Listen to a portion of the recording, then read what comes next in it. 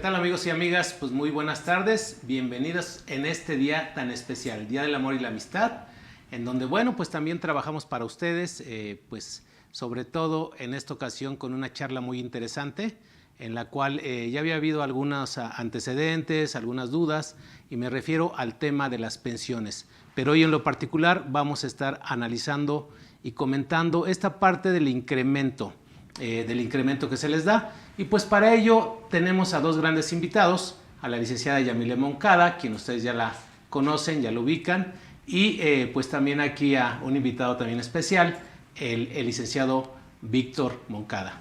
Licenciada, pues bienvenida nuevamente. Muchísimas gracias, Telésforo. Como siempre es un gusto el poder estar contigo compartiendo sobre toda esta información que pues hace muchísima falta a la audiencia, el poder esclarecer todo este tipo de dudas, ¿no? Muchísimas gracias como siempre. Pues bienvenida, gracias a ti. Muchas gracias, Telésforo, por la invitación y abarcar el tema que me estabas comentando antes de entrar al aire. Pues bien, vamos a darle con todo, ¿no? Arrancar con todo. Sí, tú me dices, licenciada, pues estábamos hablando de esos incrementos. Porque fíjate que la vez pasada que comentamos sobre el aumento que se venía ya para este 1 de febrero, que ya muchos lo pudieron ver como tal palpado en su pago, así es. Generó muchísima confusión porque la gente pues tiene la duda de cómo es que va a aumentar mi pensión. Va a aumentar conforme al aumento que reciba el salario mínimo, el aumento que recibe la UMA o de acuerdo a la inflación, como que se tiene ahí esa pues desinformación o también pues la duda, ¿no? De exactamente en base a qué aumenta la pensión. Y recordarás que también comentamos que el salario mínimo que iba a imperar para este año 2022 iba a ser de una pensión mínima garantizada de 5,833 pesos. Es correcto. Por lo tanto, aquellos que se pensionaron el año pasado decían, bueno, a ver, espérame. Si mi pensión del año pasado fue de 4,300, quiere decir que este año va a ser de 5,800 y no. Entonces la intención es aclarar todo este tipo de incertidumbre que existe por parte de la audiencia para que sepan, es decir, vamos a acomodar cada cosa en su lugar. Perfecto. Para que el auditorio sepa exactamente cómo aplica este tipo de aumentos y qué es lo que pasa con las pensiones en general en el país. Y partiendo de ahí, Telésforo y Víctor, para explicarles es que las pensiones en general van a aumentar conforme a la inflación. Es decir, si yo cobro una pensión de 2,000 pesos, de 5,000, de 15,000, de 20,000, de 30,000, el monto que yo cobre va a aumentar el siguiente año, es decir, vamos a hablar ahora para 2023, para febrero de 2023, va a aumentar con lo que resulte de la inflación de todo este año. ¿Sí? Okay. Lo que es la canasta básica. Lo que vaya arrojando como tal se va a hacer un acumulado y el resultado de cierre de año es el que va a aplicar el aumento de todas las pensiones, indistintamente del monto que tú estés cobrando. Okay. Para partir de ahí. En efecto, hay porcentajes que de acuerdo a tu edad, que esa es otra situación. De acuerdo a tu edad, en el momento que tú vas a solicitar una pensión, existe un porcentaje de que el 75% que corresponde a los 60 años de edad, a los 61 años de edad corresponde el 80%, y así va subiendo un 5% hasta llegar a los 65 años, que correspondería a cobrar un 100%. Pero es ahí donde la gente dice también, a ver, entonces va a aumentar mi pensión conforme a la inflación y adicional a ello, si ya ahora yo tengo 63 años, me voy a ir con el 85, el 90%, creen eso y no es así. Entonces, la intención del día de hoy, el tema del día de hoy, es aclararles que las pensiones van a aumentar año con año conforme a la inflación. Es que, bueno, ahí manejan muchos conceptos que la gente no está bien informada, en la cual me pongo en su lugar y ellos te dicen, a ver, es que me manejan la UMA, muchos conceptos financieros. La UMA, salarios mínimos, y aparte me están el índice nacional de precios. ¿Cuál me toca o cuál me corresponde? Entonces, para cada concepto aplica diferente significado. Por ejemplo, cuando es el salario mínimo, va a referirse solamente a las pensiones que se obtengan en el momento o en el año que te corresponda. Exacto. En este caso, vamos a poner que yo no alcance la cuantía de una mínima garantizada. El gobierno me va a poner el faltante para que yo pueda se te pueda completar como tal y obtener esos 5. Solamente ahí va a aplicar lo que es el salario mínimo. Posteriormente, lo que es la UMA, esta se la podemos aplicar para la continuación voluntaria. Entonces, otro Pero término. es para otro tema, vamos. Para otro tema. Sí, pero para la un gente incremento de pensión, pero en cuestión de que yo me la cuestión monetaria y no tanto de una asignación. Yo creo que para dejarles en claro a nuestros amigos, primero tenemos que ubicarlos a ellos, ¿no? Exacto. La mayoría de ellos son del régimen 73, Sí. de los que seguramente nos están viendo, o de los contadores que nos están viendo, y que tienen a familiares, amigos que ya están pensionados. Entonces, si hablamos de ese grupo de pensionados que ya están desde hace 2, 3, 5, 20 años Exacto. pensionados, A ellos les aplica el que su pensión va a aumentar conforme a la inflación. y ha venido aumentando cada año, Es o sea, correcto. conforme a la inflación, porque la ley pues ha sido permanente en ese sentido, Sí. de estarles diciendo, oye, a partir del momento en que te pensionaste, una persona, ejemplo, de hace 20 años que se pensionó, hace 15, desde el momento en que se pensionó, cada año ha tenido un incremento Exacto. conforme a la inflación. Exacto. Sí y no, ahí te va. Fíjate Ok. que hubo un decreto cuando estaba el presidente Fox, hubo un decreto porque anteriormente, en efecto, es que la gente tiene en el radar de que las pensiones aumentaban conforme al salario mínimo y no se equivoca. Eso sucedió antes, pero como el aumento que recibía el salario mínimo era inferior al que recibía la inflación, por decreto se determinó en el 2004 que iban a aumentar las pensiones mejor en función de la inflación, porque era un porcentaje mucho más elevado que el que recibía como tal el salario mínimo. De hecho, era inferior 2004. a partir del año 2004. Entonces, por decreto, el expresidente Fox determinó que para ayudar a los pensionados hizo 2 decretos muy importantes. El primero fue que las pensiones aumentaran en función de la inflación y no en función del aumento del salario mínimo, porque era inferior al que les refiero, ¿no? Era inferior a la inflación.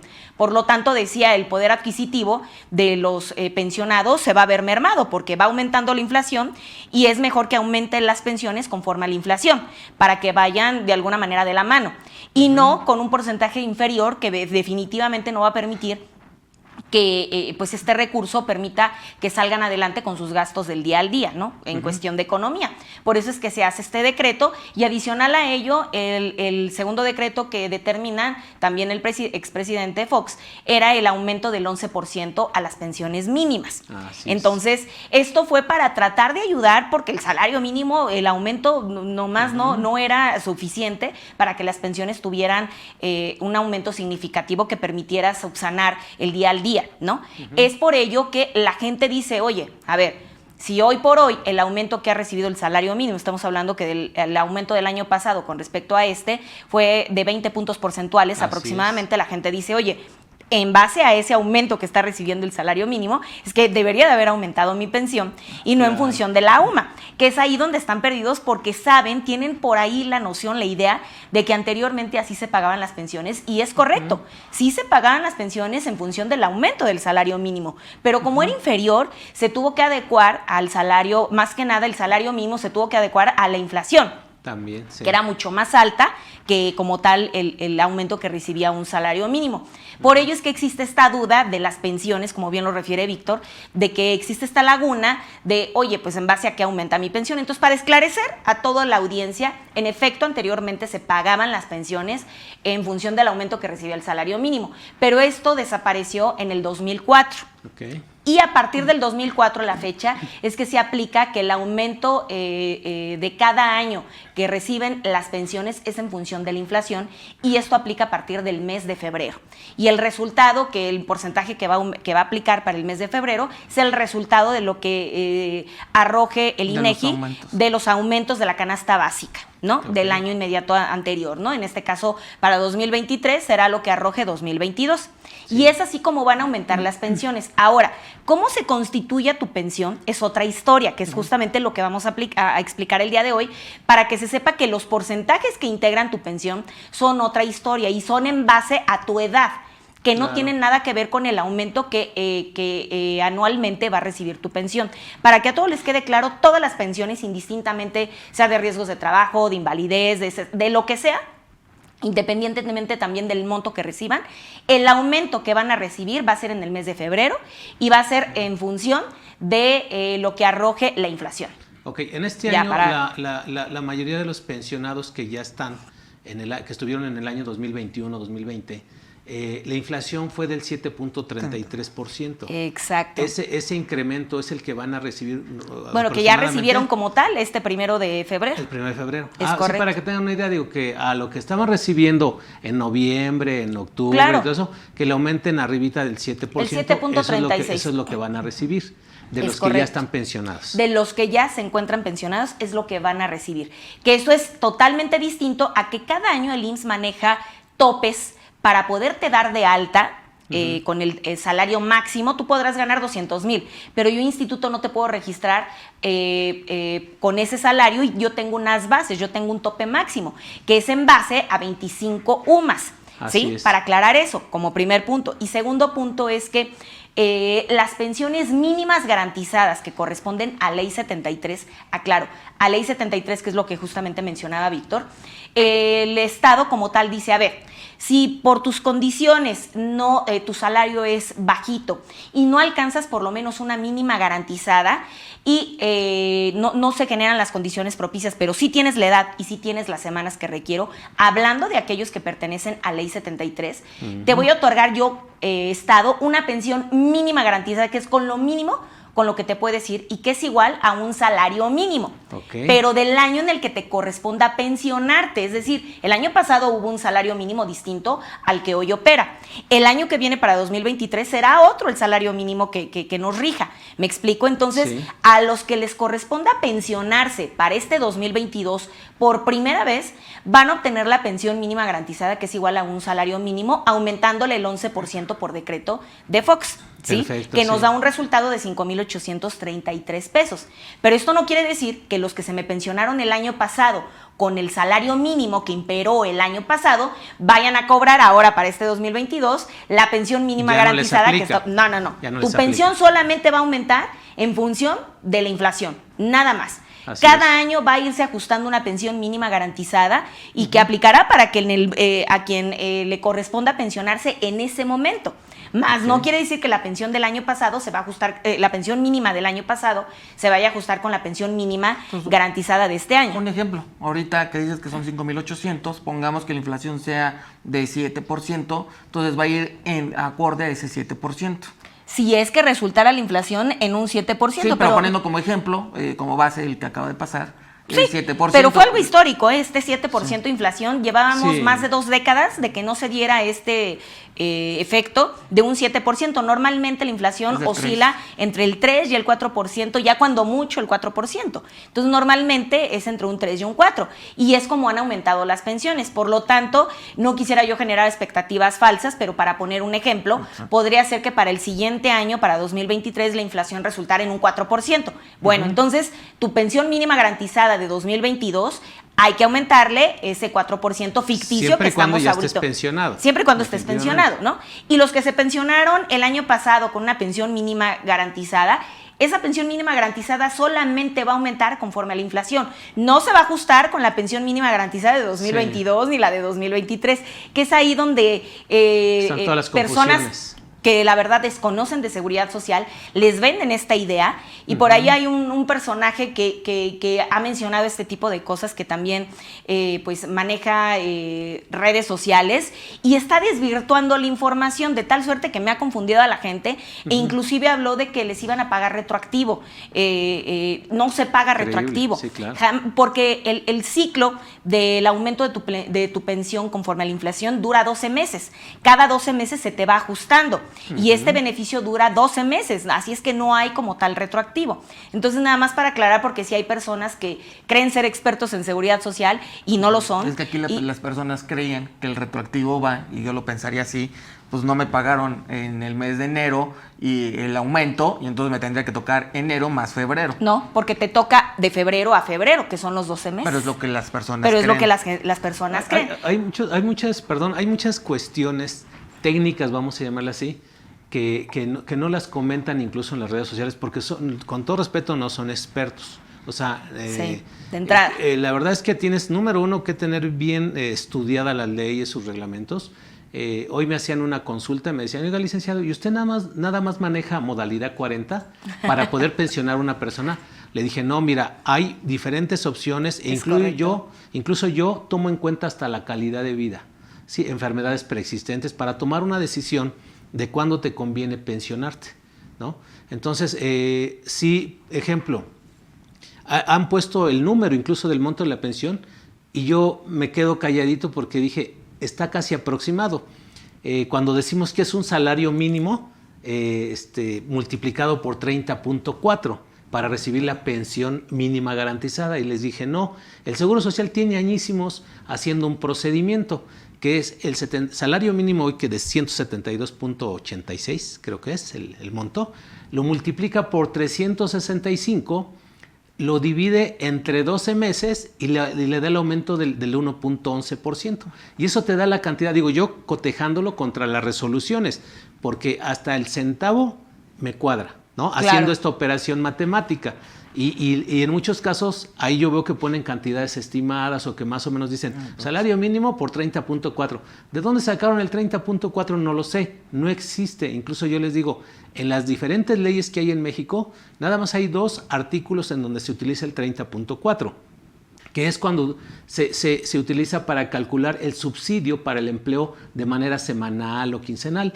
Ahí te dice el procedimiento del artículo 110 de la Ley del Impuesto a la Renta, que se debe dividir entre 30.4 y multiplicarse por el número de días del periodo de la nómina, que puede ser 7, 14 o 15. ¿No? Entonces, es para esos casos. Y cuando haces un cálculo opcional de retención del impuesto para efectos del aguinaldo, de la PTU, de la prima vacacional, también te dice que podrás utilizar el 30.4. O sea, lo comento porque son los únicos 2 artículos que se utilizan. Y yo veo que incluso en las nóminas muchas veces las programan y el pago quincenal le ponen 15.22, no sé qué. Entonces le digo, oye, ¿por qué? Dice, porque es el equivalente, si lo multiplico por 2, es el 30.4. Le digo, ¿y de dónde sacas el 30.4? Si la ley del Federal del Trabajo te dice claramente cómo se debe calcular la cuota diaria, cómo se debe pagar en una semana, en una quincena, etcétera, ¿no? Entonces, digo, a final de cuentas, sí es importante comentar esto del 30.4 que no se debe utilizar. Simplemente el Seguro Social tampoco lo utiliza, hace ese procedimiento anual, lo divide entre 12 y ya le da el promedio, que no es exactamente el 30.4, es el 30 con fracción, ¿no? Entonces, eso es por una parte. Y sí, la pensión mínima garantizada, que bien comentas tú, también es importante que tengan ese concepto bien identificado, sí, porque hay otra pensión que se llama garantizada y que también otra y que confusión. Confunde. Ahora nos vamos con aquellos, ahorita todo lo que hablamos es de ley 73, ahora nos vamos con ley 97. Pensionados y no pensionados. Que ¿no? El concepto cambia. El concepto para antigua ley es cesantía y el concepto para nueva ley es retiro, es una pensión de retiro, que va a ser en función del saldo que tengamos en nuestra Afore.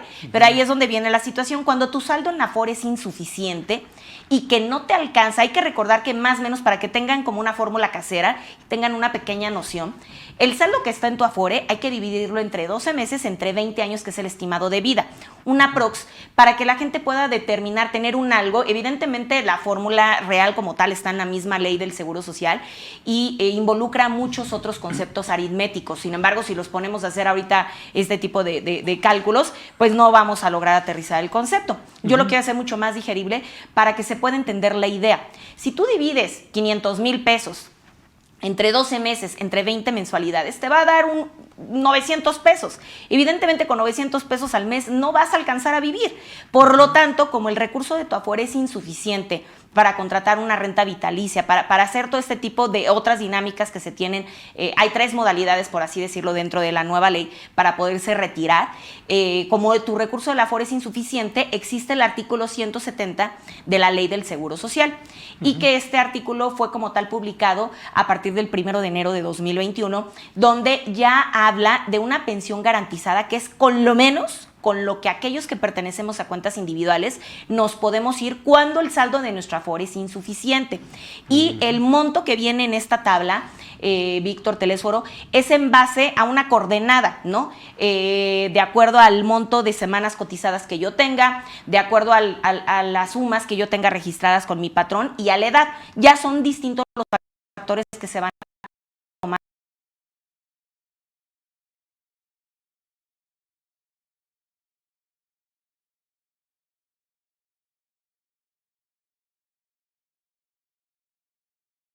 artículo 170 y que como tal es cuando el saldo de mi Afore es totalmente insuficiente. Por lo tanto, al no alcanzar los recursos que se encuentran en mi Afore, con lo menos con lo que me voy a poder ir es con lo que refiere dentro de esta tabla. Y hay que recordar que, lo comentábamos la vez pasada en la charla que tuvimos, que hubo una reforma a cuentas individuales, a la nueva ley del IMSS en octubre de 2020, donde precisamente hubo una reducción de semanas cotizadas de 50 para 2021 y que cada año irán aumentando 25 semanas hasta llegar al tope establecido de 1,000 semanas. Es decir, para este 2022 la base son 775 semanas. Entonces, dentro de esta tabla dice que para este año el requisito son 775, pero si tú tienes 1,000 semanas y tienes, en lugar de tener 2 UMAS, tienes 5 UMAS y tienes 62 años, pues te vas con un monto de retiro distinto a que si tuvieras 60 años, con 750 semanas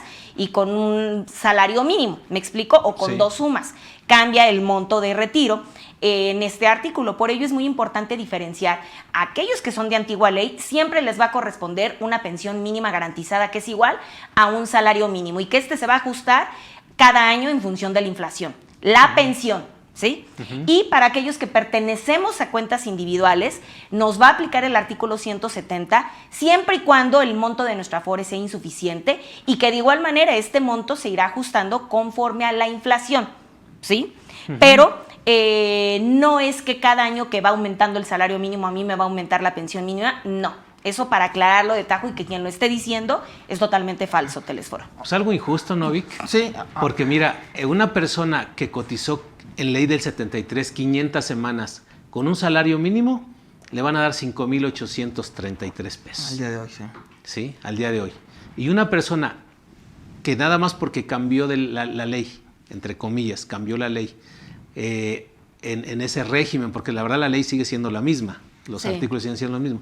Imagínate una persona con 775 hoy en día que toma la decisión de pensionarse. O sea, número uno, le están pidiendo más semanas. Se va casi con el 50%. Más semanas que el del ley 73. 775 y se ve con una cantidad mínima que es arribita de los 2,000 pesos. Ni siquiera es correcto. Para Miren, aquí tengo la tabla, por poner un ejemplo. Sí. Ahorita ya mencionaste el artículo, los artículos que van a respaldar la antigua ley es el 68, 69 y 145. Es correcto, mientras que para la nueva ley es el artículo 170.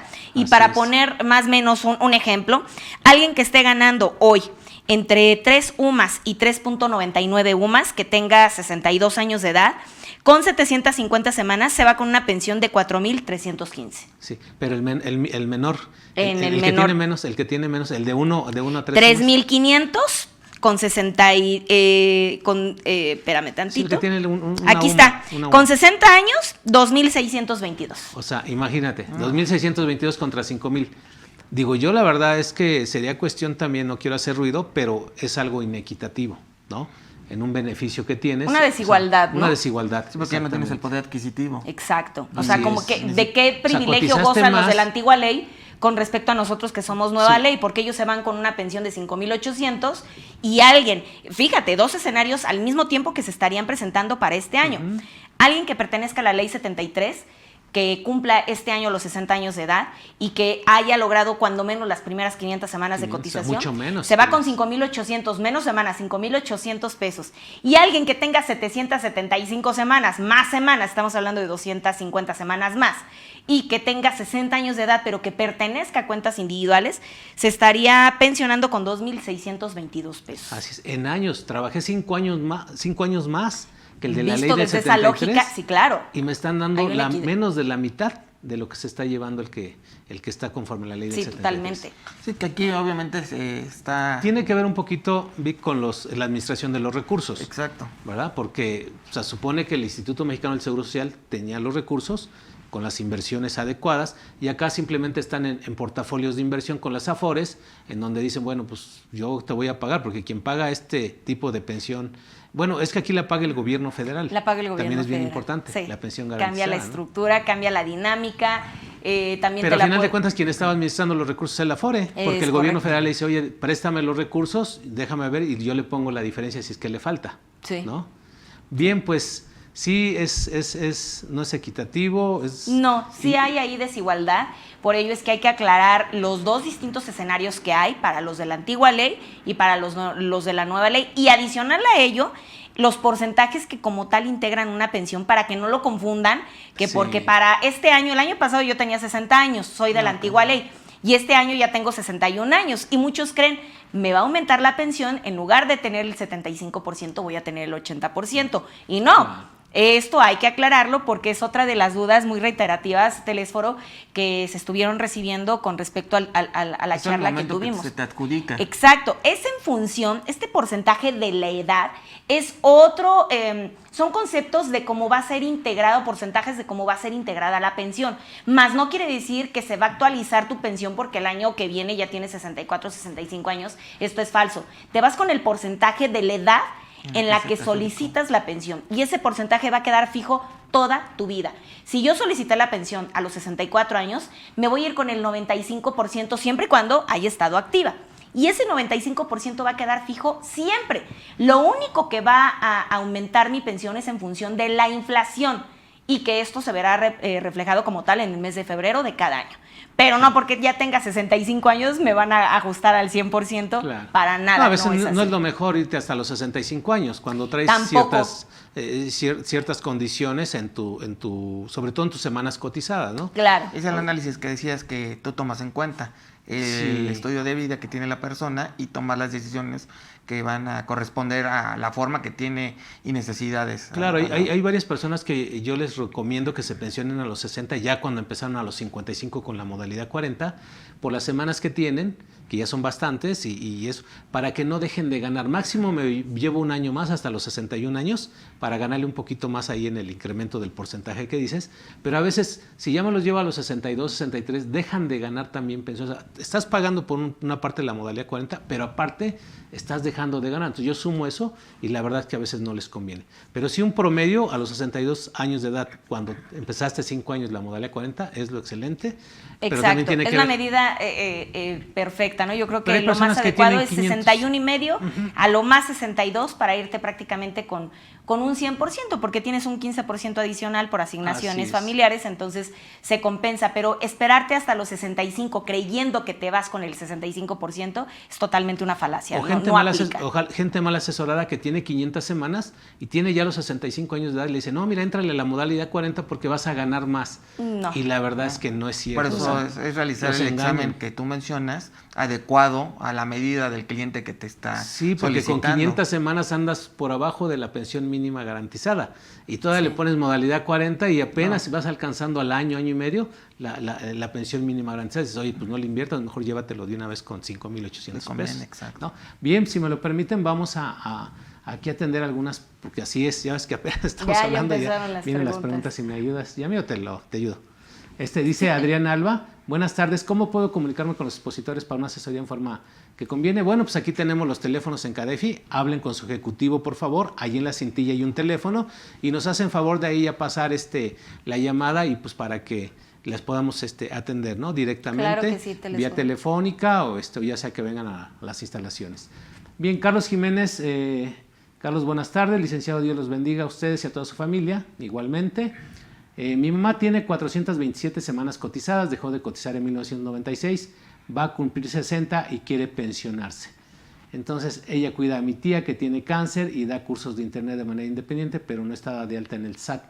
Si se inscribe en el programa piloto de trabajadores independientes y paga sus cuotas, se puede pensionar a los 60 o puede pensionarse como trabajador del hogar o darse de alta con un patrono y solo pagar las cuotas.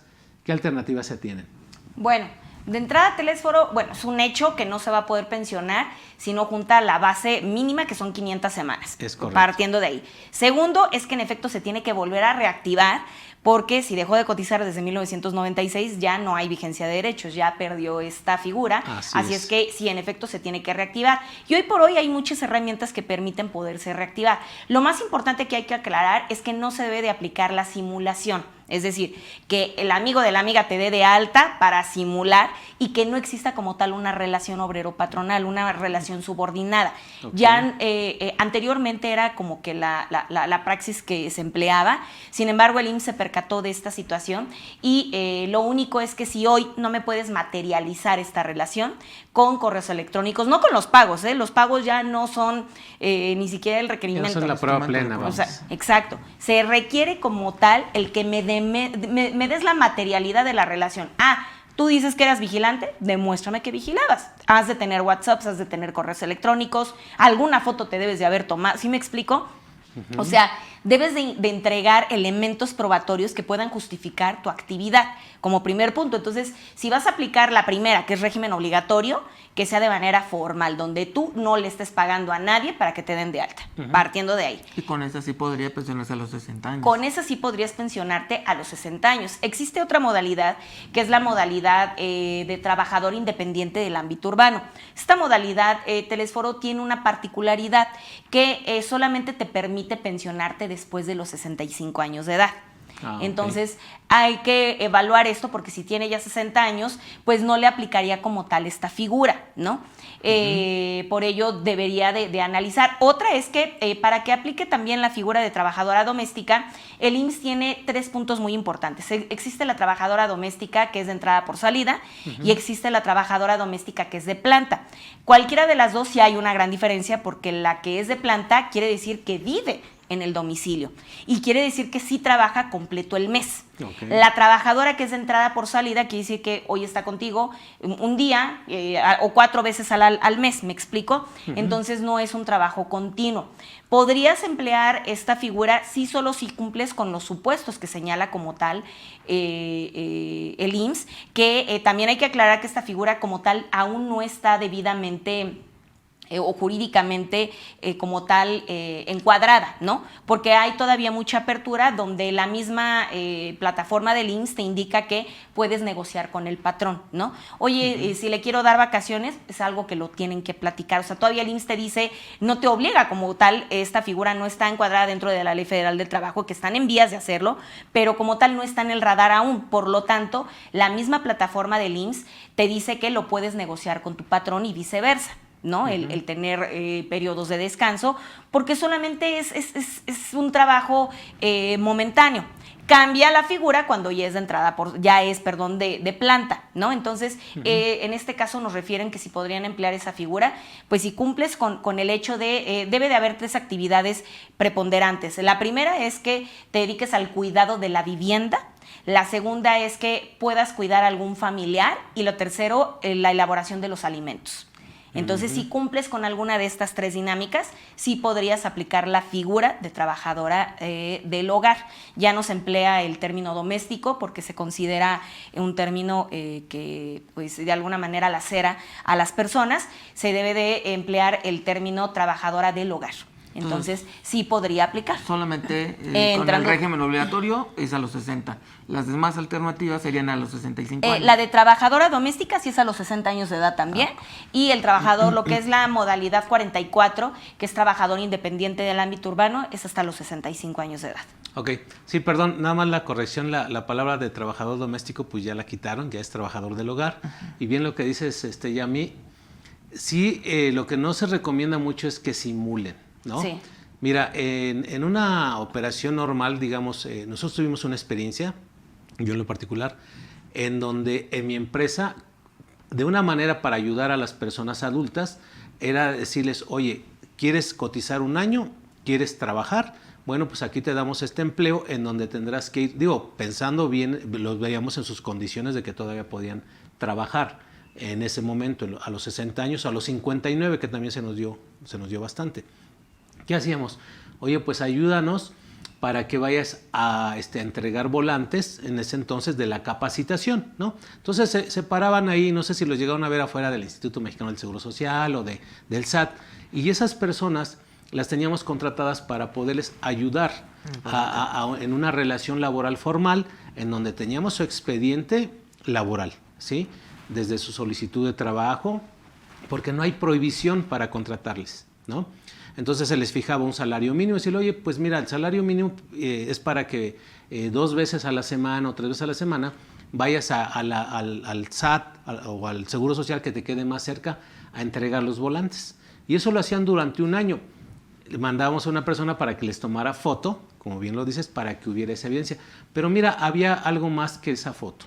O sea, lo que era el contrato de trabajo, lo que era el comprobante fiscal de la nómina, lo que era el depósito bancario a su tarjeta bancaria. Que son totalmente elementos incluso probatorios. El entero de las retenciones o el pago de las cuotas patronales, de tal manera que en 2 o 3 ocasiones el Instituto Mexicano del Seguro Social nos mandó una auditoría para decir, oye, es que eso no es posible, no se puede hacer, no se puede dar. Entonces le digo, ¿por qué no? Si la Ley Federal del Trabajo lo dice claramente, ¿sí? En su artículo 5, no debe haber discriminación por cuestiones de edad, ¿sí?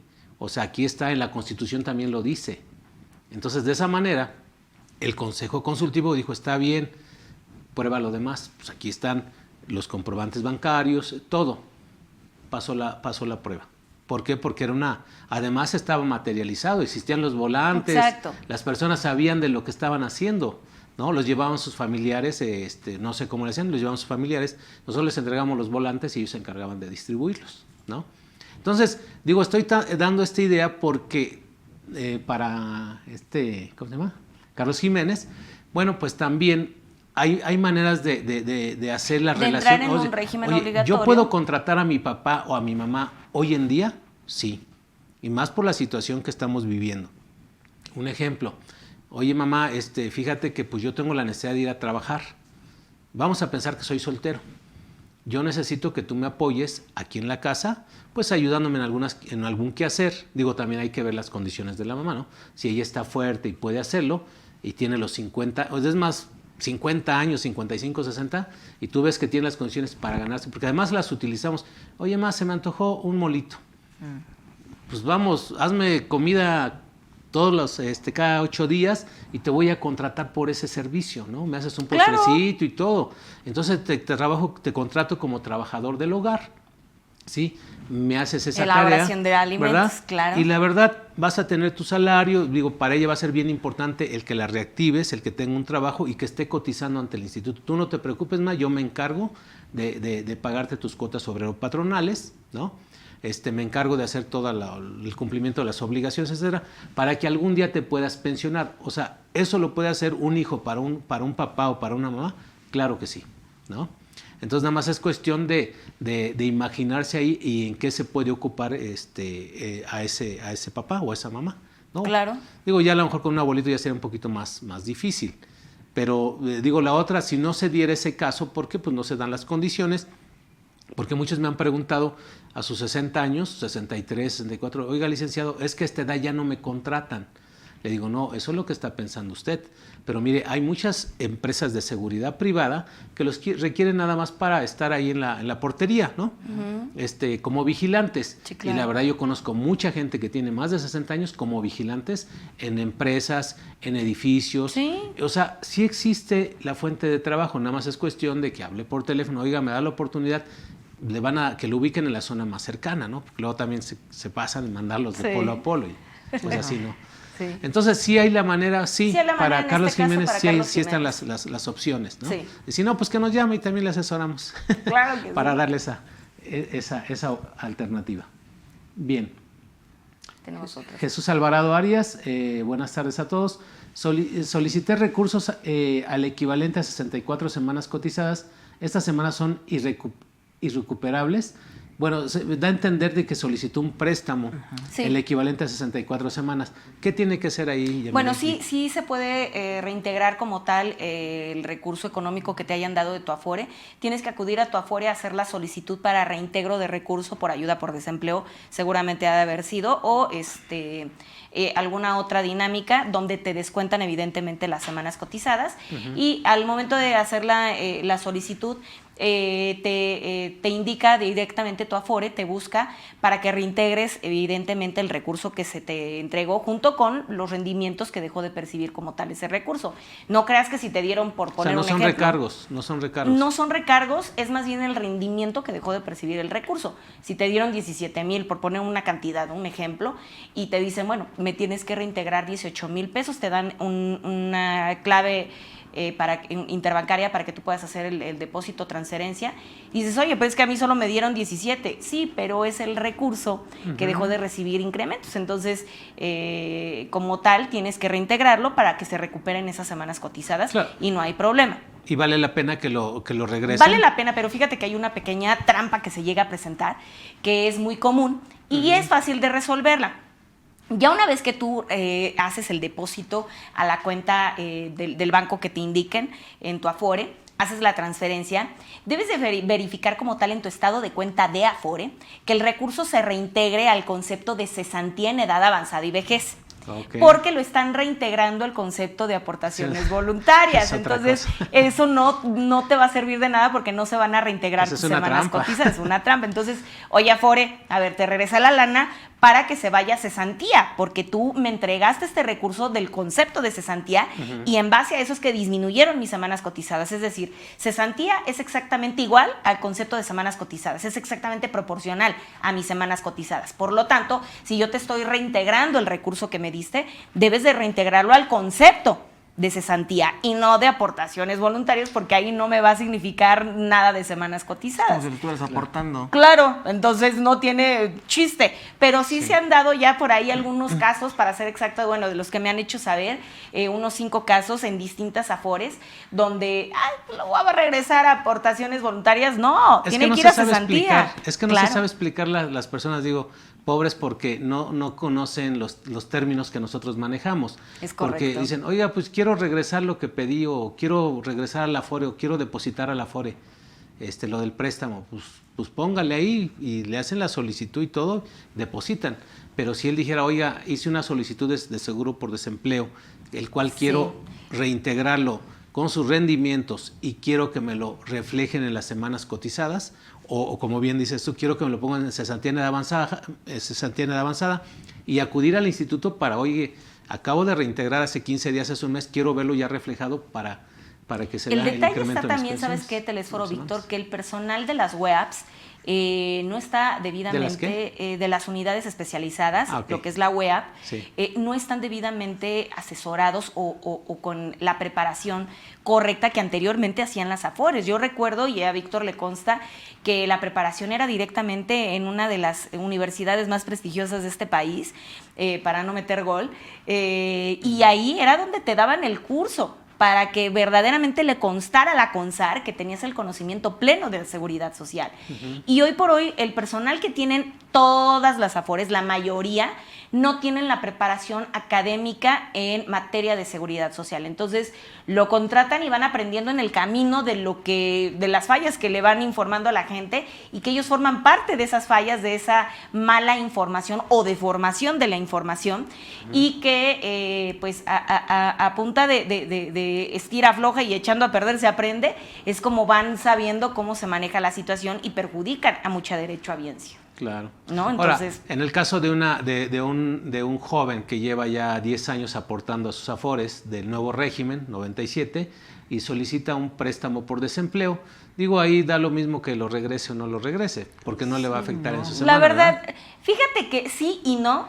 Nosotros es un tema que se cose por separado, porque evidentemente ya estamos como en serpientes y escaleras, ¿no? O sea, te toca el último escalafón, ¿no? Aunque tú estés acá arriba con un mega salario, al final del día te vas a ir con el de abajo, porque quizás el saldo que tú tengas acumulado en tu Afore no es suficiente. Entonces dependemos del saldo del Afore. Acá sí la base o el requisito de las semanas cambia, y debemos de tener 1000 semanas, que se va a ser nuestro estándar, nuestra base, nuestro piso para 2030. Evidentemente de 1250 a 1000 semanas, pues es un algo, ¿no? Un algo que nos suma, pero con respecto a las 500 semanas que maneja la antigua ley, estamos hablando del doble, ¿no? La antigua ley te pide 10 años, mientras que la nueva ley nos va a pedir 20 años, ¿no? Como base. Entonces, sí, en las semanas cotizadas las debes de tener, porque si no, ni siquiera llegas al requisito de los 20, ¿me explico? Entonces, no es que te vaya a impactar en que obtengas un monto más alto, sino que te va a impactar en que ni siquiera seas candidato a recibir lo básico, lo mínimo. Es que te repercute de dos formas, tanto en semanas como en el monto. Y a los de la antigua ley nada más 6 semanas, porque el monto sí va a disminuir, pero conforme a un incremento. Pero la nueva ley sí va a tener un impacto mayor que la antigua ley si yo tomo Sí, prestado. claro, sí. Me dice una chica la semana pasada, tiene 37 años de edad. Es raro que una persona De a los nueva ley se 37 involucren, sí, totalmente. diga, oiga, le quería pedir su asesoramiento, dígame cuánto me va a cobrar, porque quiero saber cómo pensionarme bien en un futuro. O sea, raro también. Tiene 37 años de edad, dice que empezó a trabajar a los 20, o sea, lleva 17 años, ¿no? O sea, 700, casi 800 semanas cotizadas, ¿no? Por ahí. Entonces, dice, y mi salario ha sido de 15,000 pesos, empecé, hoy estoy en 20 y tantos mil pesos. ¿Qué tengo que hacer? ¿Qué tengo que hacer para poder pensionarme en un futuro? Le dije, bueno, mira, lo que sí necesitamos es que sobre el salario que tienes ahorita, o sea, número uno, saber cuánto tienes acumulado de tus recursos de la Afore, ¿no? Y número dos, tenemos que ver al actuario para que te haga, pues prácticamente la corrida de con cuánto te quieres pensionar.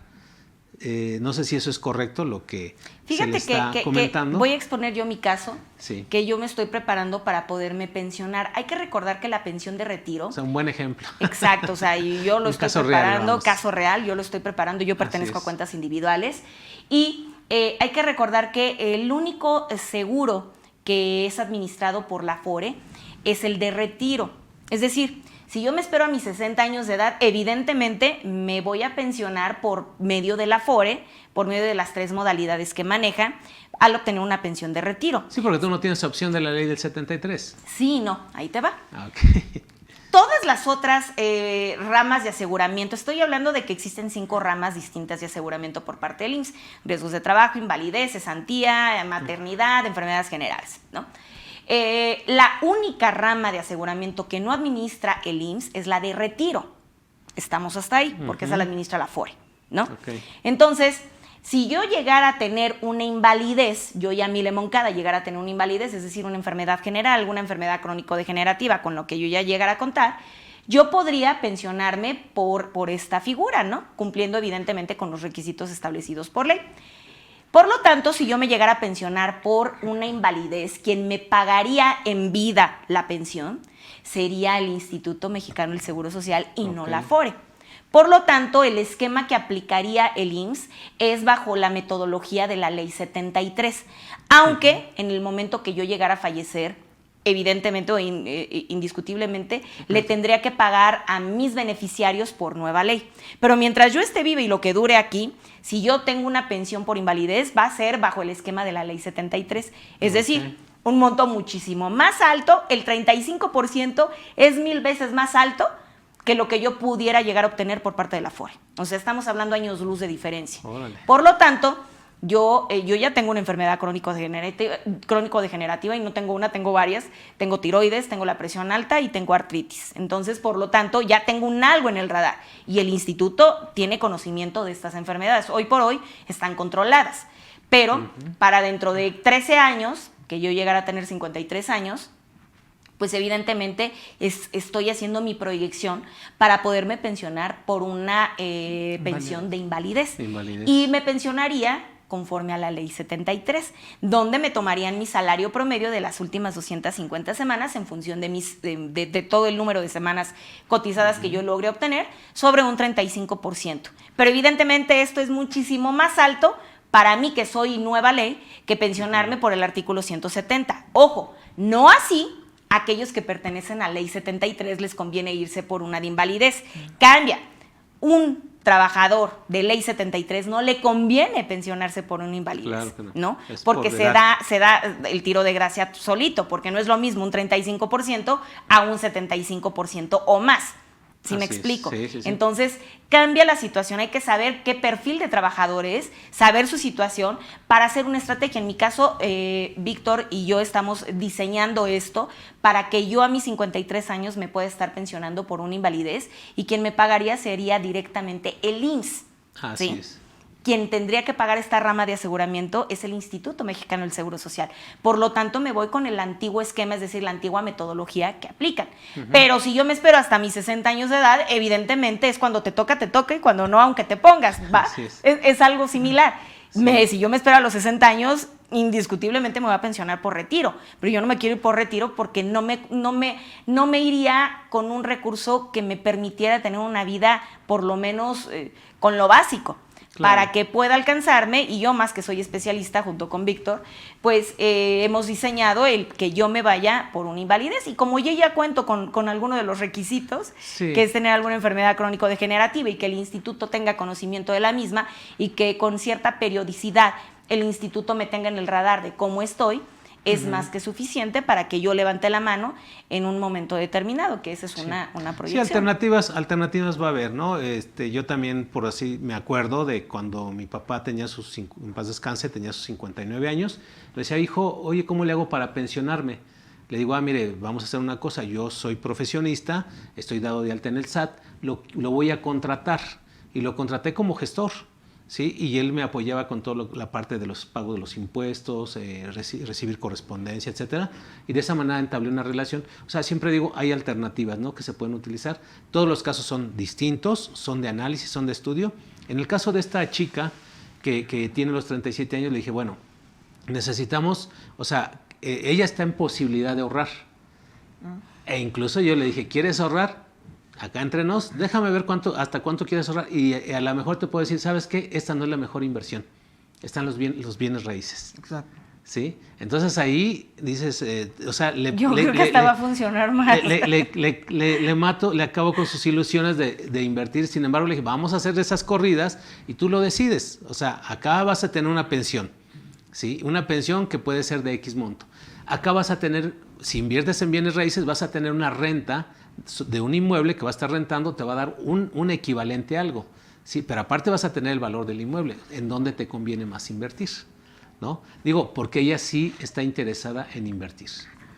Entonces sí, hay que hacer unas corridas financieras ahí. Y fíjate, hay que sopesar, ¿no? Sí, incluso así ni siquiera es la mejor inversión las pensiones, en una ley 97, ¿no? En una ley 97, sin embargo, hasta que no cambien las condiciones. Sí, yo la verdad, por generalidad sí les digo, todos los chavos que estén aportando ahorita a la ley 97 en su Afore, si tratan de hacer un sacrificio y ahorran del 20 al 30% de su salario, es posible que se lleven una pensión mucho mejor que la del artículo 170, ¿no? Que es la pensión mínima, ¿no? Es correcto. Bien, tenemos por ahí otra pregunta. Janet Meneses nos dice, respecto al tema que están tratando en vivo, incremento en las pensiones, me gustaría me pudieran atender una duda, por favor. Mi mamá de 64 años logró recuperar sus datos en la Afore, ya que ella en el 97 no eligió ninguna. Sin embargo, en su información recopilada aparece sin ningún saldo. ¿Qué pasó con las aportaciones que ella tenía en el SAR? ¿Por qué no se las reconocen en la Afore o en dónde están canalizadas? Bueno, ahí de entrada, por lo que veo, no se ha pensionado. Lo del SAR, evidentemente, lo que es el sistema de ahorro para el retiro, estaba en una ICEFA, ¿no? Una institución crediticia. Por lo tanto, si ella en su momento no hizo o no activó su Afore, seguramente se ha de encontrar el recurso en una cuenta concentradora. Hay que jalar como tal el recurso, hay que hacer un trámite, y si no está vigente, pues evidentemente estos son puntos que le restan, ¿no? Porque si tiene un rezago de, por lo que creo entender, más de 20 años de haber dejado de cotizar, evidentemente no ha hecho muchas cosas y no habrá saldo en la Afore. Hay que hacer todos los trámites correspondientes. ¿Y a qué me refiero? Hay que acudir a la Afore en la que se encuentra hoy por hoy y solicitar como tal una búsqueda de recursos SAR. El detalle es que para poder hacer esta búsqueda de recursos SAR, el requisito que estableció como tal la CONSAR es que por lo menos debes de contar con algún documento de la institución crediticia que en aquel momento administró tus recursos. Y hablamos de Serfín, que era una de las Bancomer, Serfín y Banamex, que eran los que estaban en ese momento. Y con algún documento que tú tengas, con uno solo, pero que sí lo tengas, me lo presentas a la Afore y hago la búsqueda y el rastreo del recurso. El problema es que no tengas ningún documento. Y ahí pues, ¿qué haces, no? Evidentemente no se podrá rastrear como tal lo que tú hayas acumulado en el SAR, que hay que recordar que el SAR surge en 1992 y termina como tal en 1997. Así ¿no? es. Son 5 para años. Para cambiarle de nombre, ¿no? Nada más fue para cambiarle el nombre. Sí, porque es la antesala el SAR a lo que es Afore, ¿no? Así es. Cambio. Pero fíjate que tuvo algo interesante el SAR, porque sí, en efecto, era un ahorro que te lo iban a entregar adicional a tu pensión. Ya la Afore ya no es que sea como tal un ahorro adicional que te voy a dar, ¿no? Claro. Cambia la historia y ahora el concepto es que es una capitalización individual, donde tú le vas metiendo a tu cajita y lo que tú le logres meter es con lo que te irás. ¿Sí me explico? Entonces cambia la situación, pero sí fue la antesala totalmente el sistema de ahorro-retiro para lo que hoy conocemos como Afore. Entonces, en este caso, de manera muy particular, pues sí tendría que reactivarse, empezar a cotizar, buscar algún documento que tenga de la ICEFA, que la institución crediticia que administró sus recursos del SAR, para que la Afore en la que se encuentre hoy por hoy afiliado o afiliada pueda hacer el rastreo de estos recursos. Sí, o sea, definitivamente sí requiere tiempo también, porque pues esto de hacer el trámite, muchas veces ahí también es donde se pierde la gente. Es ¿no? correcto. Nosotros tenemos un equipo de gestores aquí en CADEFI, en donde se han ido empapando a través de los años, ya con 10 años de experiencia, pues para poder ayudarles a todas las personas que nos hacen favor de consultarnos, para saber, sobre todo, mira, la constancia de semanas reconocidas, hoy todo mundo se mete al internet y bajan esa constancia. Constancia de semanas reconocidas, cotizadas, perdón. El que bajas del internet se dice cotizadas. Si cualquier persona que me esté viendo y que tenga a la mano esa constancia, dice constancia de semanas cotizadas. Y le digo, oye, esa constancia que trae cadena original y sello digital partió de una fecha X, 1992. Entonces no siempre tiene las semanas reconocidas, claro, que es algo es diferente. Automatizado, entonces ¿sí? probabilístico. Les digo, aquí lo que se necesita es que le pidas al Seguro Social la constancia de semanas reconocidas, no las cotizadas. Pero hay un gran problema, no sé si te ha tocado verlo ahorita. Sí. Hay menos semanas. Sí. ¿Qué está pasando ahí? Si es que acá me dicen, acabamos de tramitar algunos y dicen 1260 y acá 1120. Siempre hay diferencia. Entonces hay menos. Cuando hacemos la solicitud para decir, oye, espérame, ¿por qué acá me dices 1260 y acá 1120? Resulta que hacemos la solicitud y el Seguro Social a través del tiempo nos sube estas semanas que nos está diciendo acá, porque dicen, sí, perdón, nos faltaron algunas. Ahí ¿qué es lo más recomendable? Jenny? Fíjate que hay que tomar en cuenta que hay luego un solo localizador por zona, y he sido yo testigo pleno, porque te hablo de Monterrey. Son 4 subdelegaciones en Monterrey, para todo el estado de Monterrey, son 4 subdelegaciones. Entonces, hay un solo localizador que tiene que hacer la búsqueda manual de miles de cientos de personas. Entonces, si tú no le das exactamente las pistas, los datos correctos, las coordenadas correctas al localizador, pues le complicas la situación. Muchos dicen, pero es que es responsabilidad del IMSS. Haz eso a un lado, porque eso es un sentimiento moral. Hablando ya jurídicamente, necesitamos dar los elementos que permitan, haz de cuenta que está ciegas la persona. Entonces, al tanteo, tienen miles de cajas, bodegas, microfichas, donde tienen que hacer una búsqueda. Entonces, imagínate en una bóveda donde se encuentren con miles de millones de cajas. Si tú no me dices en qué caja es en la que voy a buscar, pues evidentemente no voy a poderlo hacer, porque no nada más tengo que ver tu solicitud, sino miles de solicitudes. Entonces, oye, si yo te digo que creo que empecé del 72, principios del 72, no me acuerdo el nombre de la empresa, no estoy segura si fue en el 74 o en el 75, bueno, evidentemente. Las empresas ya no existen. O ya no, pues claro que va a haber este tipo de situaciones. La recomendación es que si tú tienes, aunque no tengas la documentación, ojo, aunque no tengas siempre la documentación, puedes adjuntar ciertos documentos que pueden avalar que sí estuviste cotizando. El IMSS como tal te requiere las altas y las bajas, lo que es la hoja rosa. Pero no siempre, hay personas que me pasó un caso donde tenían guardado todos sus comprobantes de pago y ahí venían los descuentos del IMSS. Y venía a la localidad, aunque el patrón ya no existía. Se entregaron esos documentos porque ella guardaba todo eso porque quería obtener un préstamo en aquel entonces para su casa.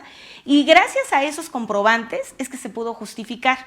Entonces, hay veces que el documento que menos piensas es el que va a aplicar. y sí se lo tomaron como bueno. Hubo otro caso por parte de ICA, que ya ves que son trabajadores que no siempre son formales, en el sentido de que no son fijos, ¿no? Son eventuales, perdón, la palabra es eventuales. Entonces, tienen este problema de que hoy están aquí, mañana están por allá y luego no sabes dónde se encuentran. Trabajan en Chihuahua, Guadalajara, Puebla, en distintas localidades. Entonces, júntate todos esos periodos cotizados que al final del día tú sabes que sí los trabajaste. Bueno, ahí sí la empresa facilitó como tal un documento, se me acaba de ir ahorita el nombre exactamente, pero es un documento donde como una vienen... constancia. Sí, de las aportaciones patronales, pero no es lo que hoy se maneja como el ITSE, no, es otro el nombre del documento, se me acaba de ir el nombre, pero es un documento donde viene que yo como patrón le hice las aportaciones de este trabajador y viene la de todos. Entonces, esto sirvió para que se pudiera justificar que sí había estado trabajando en Puebla, en Monterrey, en Guadalajara, y se le pudieron entregar esas semanas cotizadas, pero no tenía la constancia de semanas cotizadas. Entonces, yo lo que recomiendo es que si tú tienes fresca la información, mientras más puntual la tengas, es mucho más fácil para poder encontrar estas herramientas.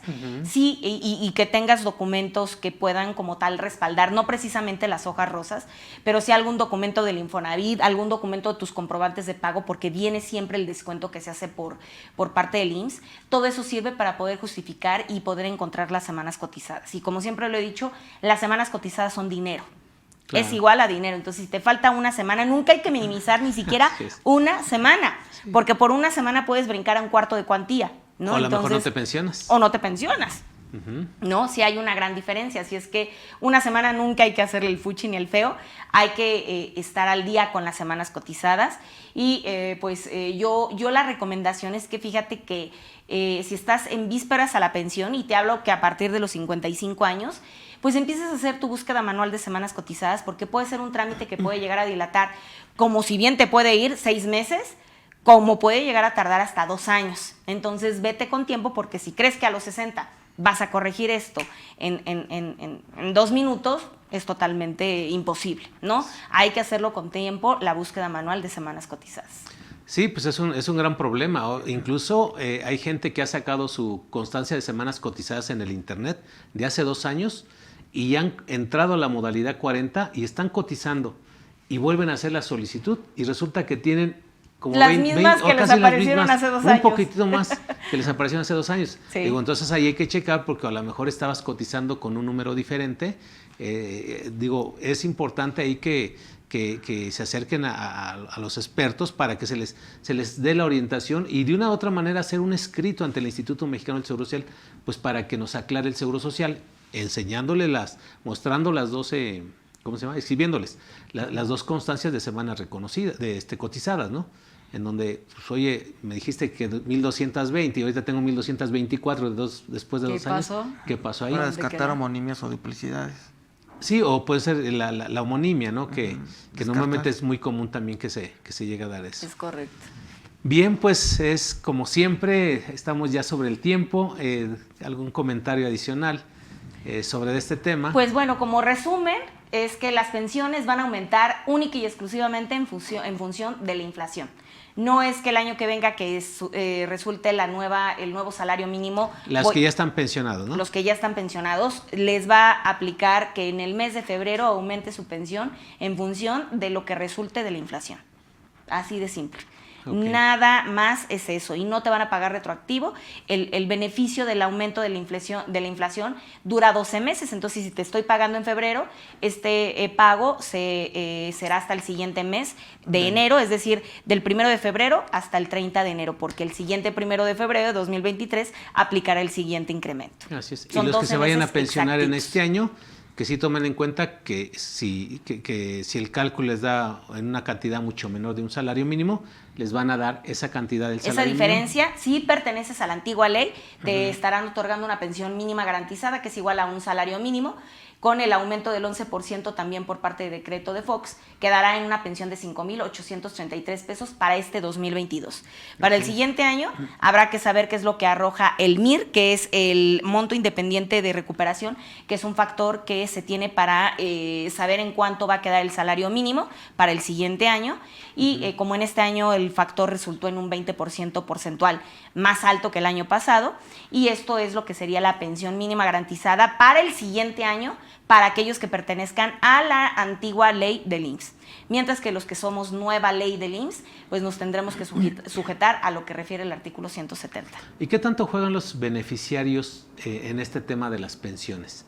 Digo, porque a final de cuentas, si este pensionado llegara a fallecer, en automático, pues creo que hay que darle... Le toca el 90% a la viuda pero como los tal. incrementos son iguales. Pero como los nos incrementos marca son iguales. El artículo